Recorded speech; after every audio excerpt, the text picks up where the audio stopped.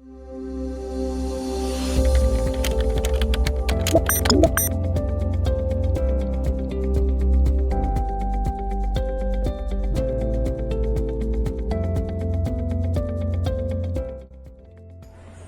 the learning process of the child, use the curiosity and imagination of the children as a strategy to teach English.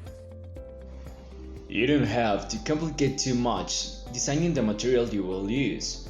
Sometimes, just simple flashcards are a very effective and simple strategy to work with children. Sometimes this is not gonna help out with playing. Don't feel about it. Instead, take it as a meaningful learning of your personal and professional development in which you can get better in every step. Also love and enjoy this such an amazing journey. Okay, hello. The tip that I proposed is to socialize the day-to-day experience with friends, colleagues, or classmates to look at the difference that we find in the classroom, and also to try to create solutions to those problems that we can find in common. For example, with the planning of the class and with in the development of the class. To teach English to children, you need passion and constancy. Remember that they are children full of energy and need motivation. Be creative when teaching your class, and always to have different activities because you might need it.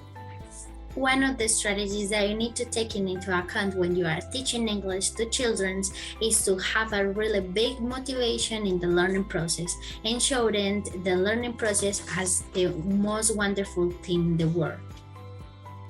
Use some flashcards, some games, different songs, and your body language can help you to catch the attention of the student. Children love playing, so remember to use games as a tool to teach English. Remember that things in the classroom don't always go as you plan or expect, especially if we are talking about the use of resources.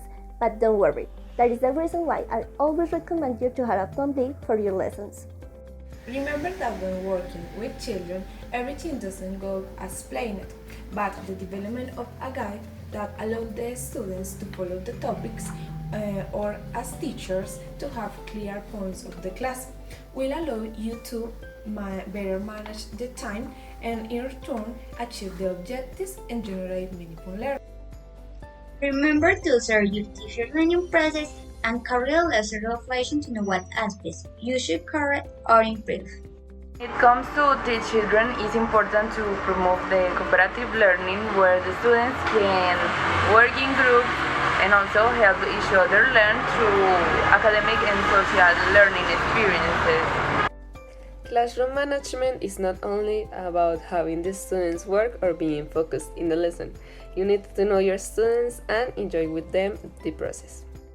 One way of motivating the students is by bringing out their creativity, and you can do this by implementing any kind of art form as a strategy into the classroom.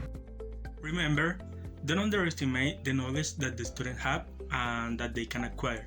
They are capable of many things and they can surprise us.